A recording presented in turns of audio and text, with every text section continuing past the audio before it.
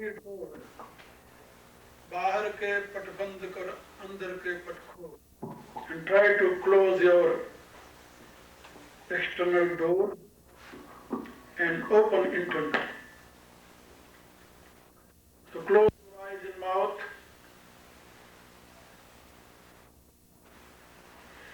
Be aware inside. Visualize endless space filled with divine energy.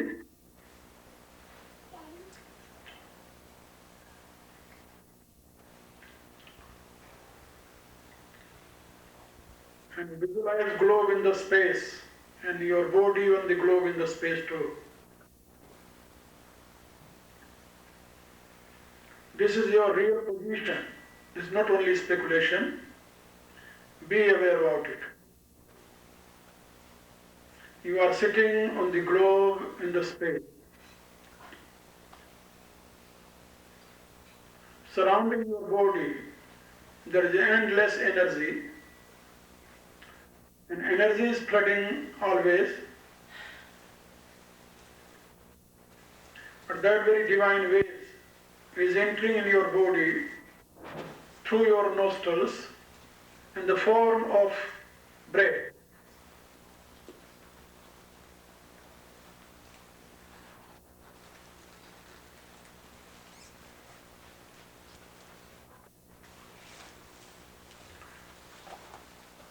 Be aware about this truth, then you will be able to realize unity in diversity.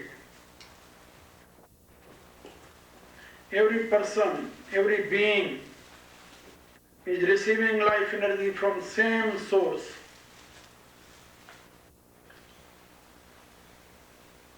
But that very source is infinite.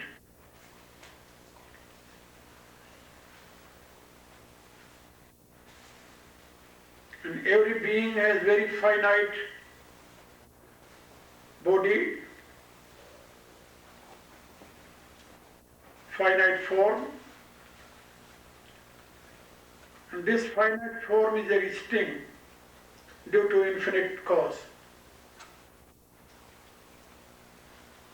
Be aware about this truth and realize unity in diversity. This is the main purpose of meditation. Realize unity in diversity.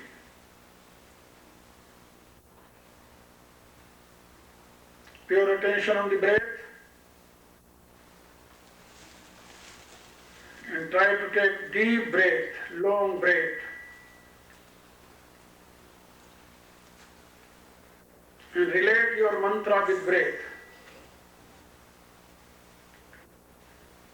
With inhaling and with exhaling too. Lord Krishna stated in Bhagavad Gita that when you are exhaling totally, you are sacrificing your apana into prana. And when you are inhaling fully, you are sacrificing prana into apana. This is a kind of sacrifice. But this sacrificial work is very divine. You are doing great yajna with your prana. That's called prana yajna.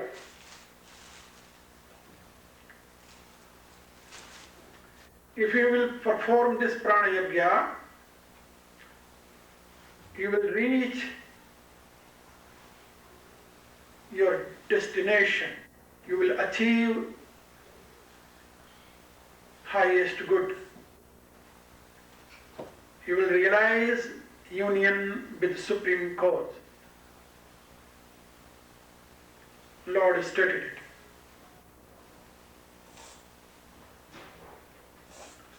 So try to take deep breath. Inhale fully and exhale totally. Do it rhythmically, not forcefully. Slowly, gradually, softly.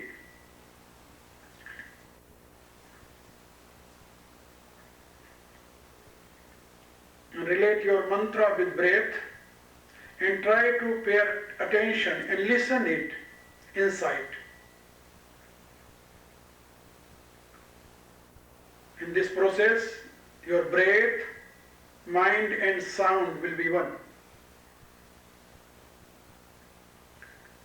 This is called Shabda Surati Yoga.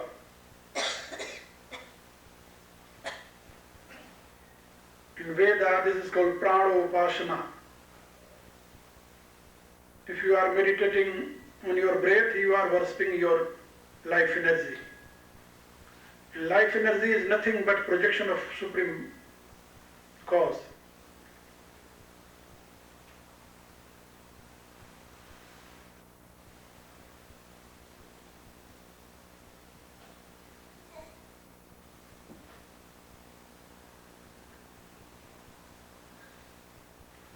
Be calm and quiet and do it.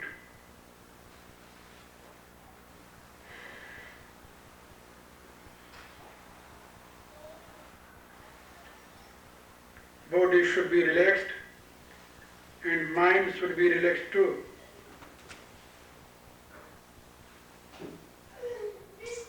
Only watch your breath and recite mantra mentally with breath.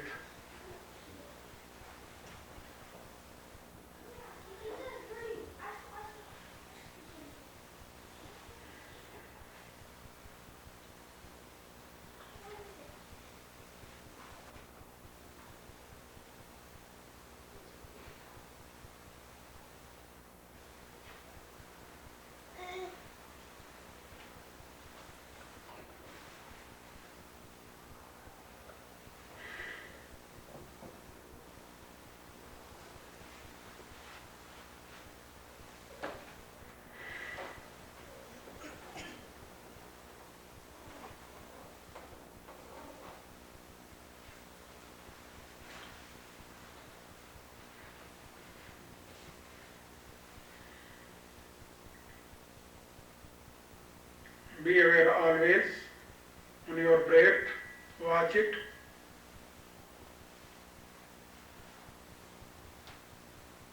Otherwise you will fall in sleep.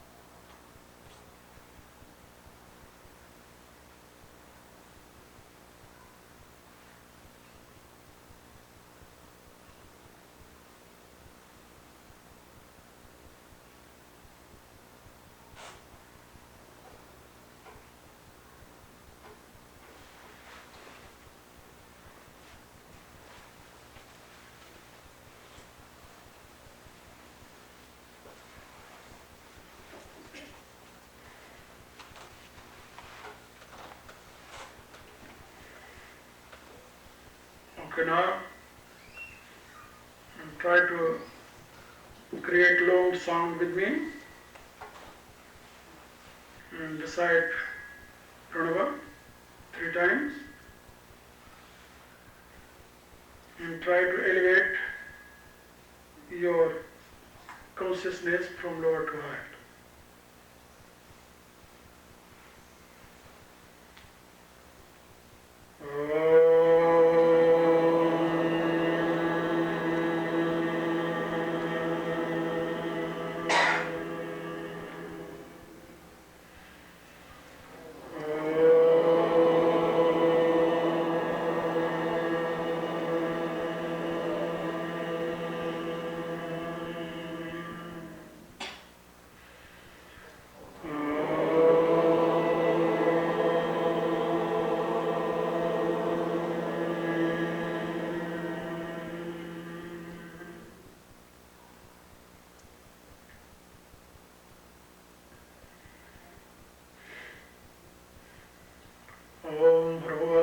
तत्सवितुर्वरेण्यं भर्गो देवस्य धीमहि धियो यो न प्रचोदयात्। ॐ विश्वानिदेव सवितुर्दुरितानि परासुः यद्भद्रं तन्नयासुः। ॐ कृष्णाय वासुदेवाय हरे परमात्मने प्रणक्लेशनाशाय गोविन्दाय नमो नमः। ॐ यो हि श्रीरामचन्द्रः स भगवान् अद्वैत परमानन्दात्मा यत्परब्रह्म भूर्भुवस्सुः तस्मै वै नमो नमः। तस्मै वै नमो नमः। May God bless you all. May He lead you all from darkness to light, from unreal to real, from death to immortality. May He bestow you all His divine grace and lead you all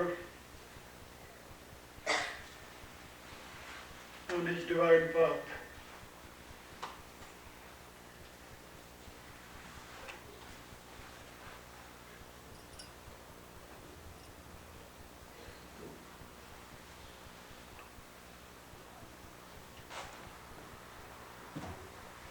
As I was telling you about process of meditation, every person has three bodies: gross body, subtle body, and causal body. And beyond causal body is his real self. And there are four kinds of diseases: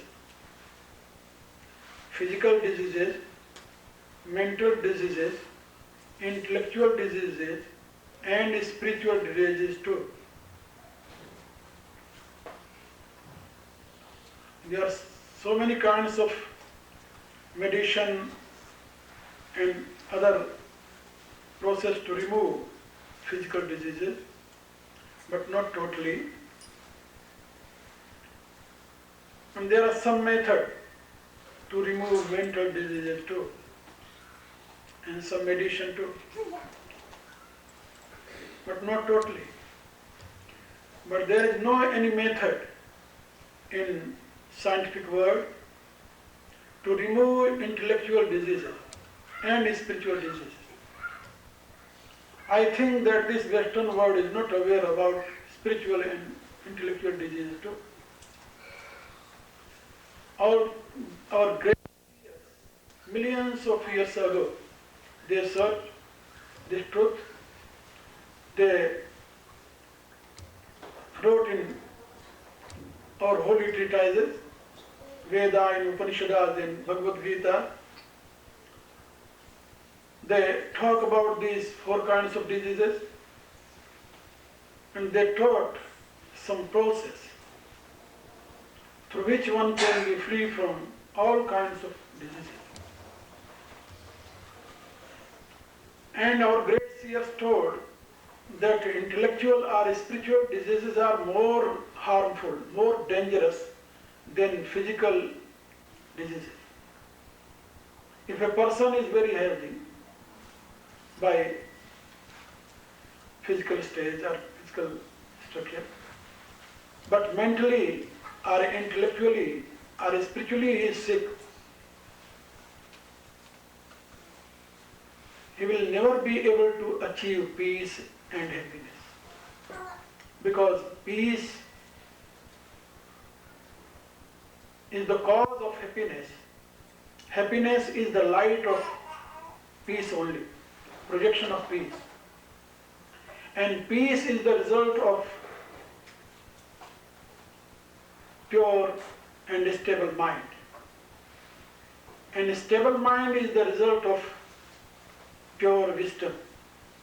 And pure wisdom is the result of spiritual union with Godhead. There are four stages.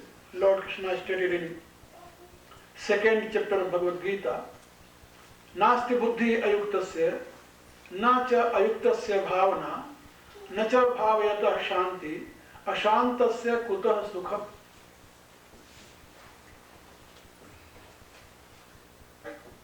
a person who has not a stable mind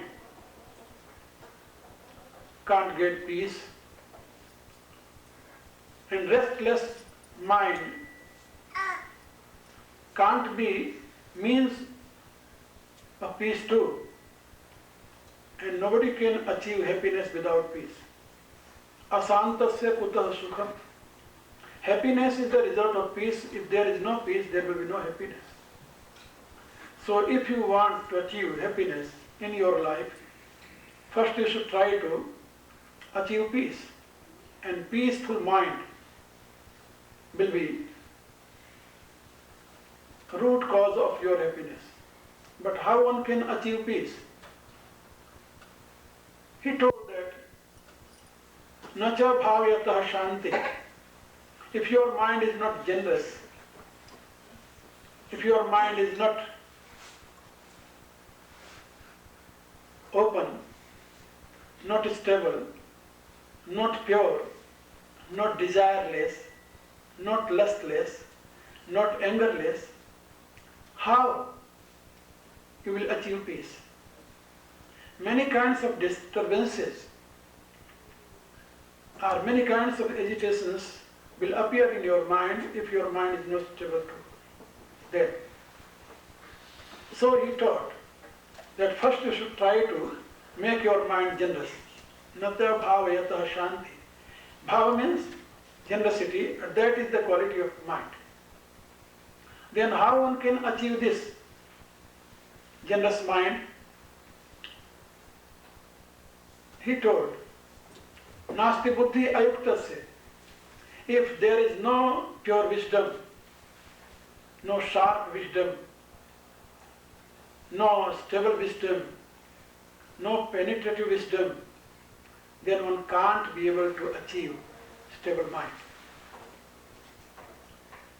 Wisdom is the root cause of mental conception. So, if you want to achieve stable mind, you must try to make your wisdom sharp, pure and stable. And how one can achieve pure and sharp and stable wisdom? Lord taught that nasti buddhi ayuktasya. If you are not united with Supreme Cause, if your real self is not realizing unity with Supreme Cause, your wisdom can't be pure. This is first essential work for a mankind. And try to unite yourself with Supreme Cause. And try to realize that truth. Though you are united always, there is no differences. As ray never be separated from sun, in the same way, your real self can't be separated from Supreme Cause. That is only projection of Supreme Cause. But if you are not aware about that union, if you are not realizing that unity with Godhead, then your wisdom can't be pure. So, nasti buddhi ayuktasya. Ayuktasya means he who is not aware about his union with Godhead. And he becomes identified with this material world. So, nasti buddhi ayuktasya, nacha ayuktasya bhavana. And if you have no pure wisdom, no stable wisdom, then your mind can't be generous. You can't realize unity in diversity. You can't realize oneness in all. You can't realize oneness with all beings. You can't realize oneness or non-dualism. So generosity is the result of pure wisdom, and that is the root cause of peace.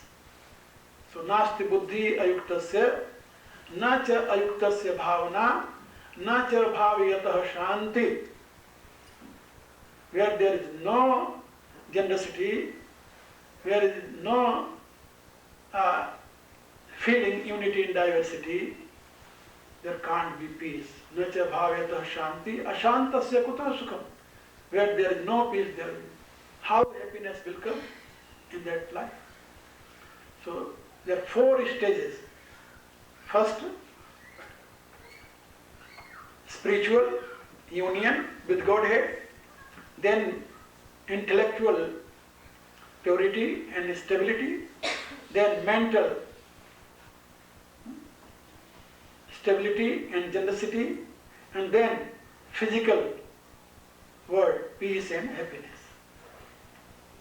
So if you will follow this process, that's called yoga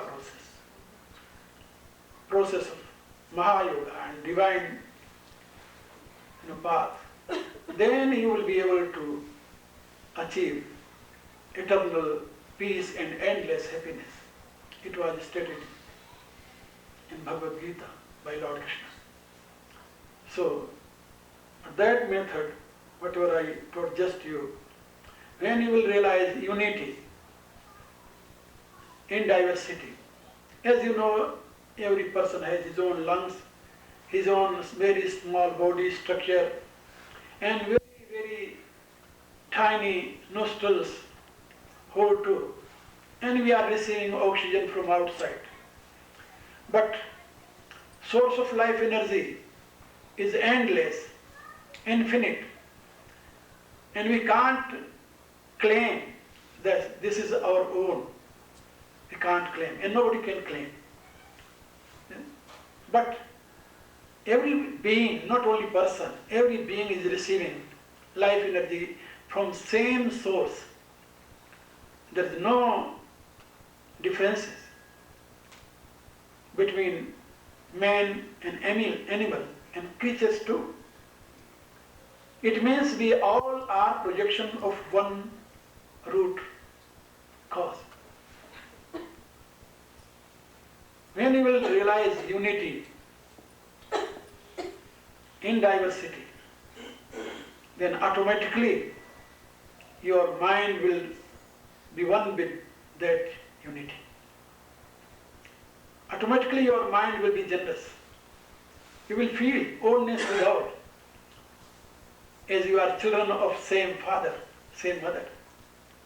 Because in our language, that cause is Supreme Brahma, and that Supreme Brahma is our mother and father both. We are praying, Tomeva Mata, Chapita Tomeva. First you are my mother, because the child first realizes his mother, recognizes his mother, not father. After that, when mother taught, this is your father, then he accepts, okay, he is my father. So we are praying, Supreme Cause, Tomeva Mata, you are my mother, my Lord. Then who is your father? I don't know. You know who is my father. But we believe that you are my father too. You are my mother, you are my father. You are my brother.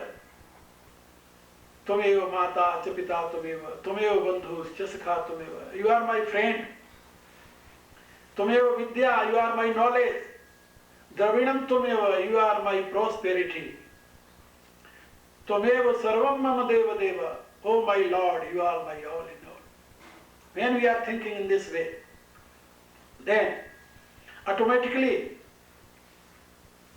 generosity will come in our mind. We will feel that he is father of all, not only mine. We are brethren. Not only human being, but all beings are brethren. Projection of one supreme cause. When generosity will come, automatically our intellect will be sharp and lightful, pure. And pure wisdom will lead we up to our destination, and we will be able to realize union with Godhead. That is end of our practice. So through this yoga process, you will be able to realize Supreme Cause. This very great process was initiated by great seers in Veda, in Upanishad. Okay? In Veda, this word is not futile, not illusion, not only result of speculation, This is not only mental projection, this is projection of Supreme Cause.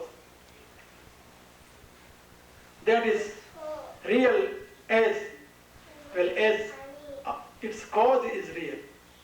So we must be aware about this fact. Pay our attention on the means. When you will pay your attention on the means, automatically you will reach up to M store. So be aware. Now, when you meditate morning and evening, in daytime also, if your time, you close your eyes, pay your attention only for 1 minute and see your cause. You will enjoy this process day and night. There is no need to sit aside and be ascetic person. When you will do this practice, automatically you will be an ascetic person without any effort. Okay? It's a very great process, very great process.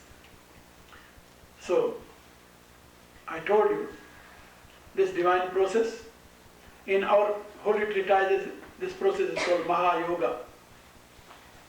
Try to create union between mind, sound and breath. These three things. Sound, you are chanting your mantra mentally, and mind, and breath, you are meditating on your breath, receiving pure oxygen from outside and discharging your carbon dioxide from inside.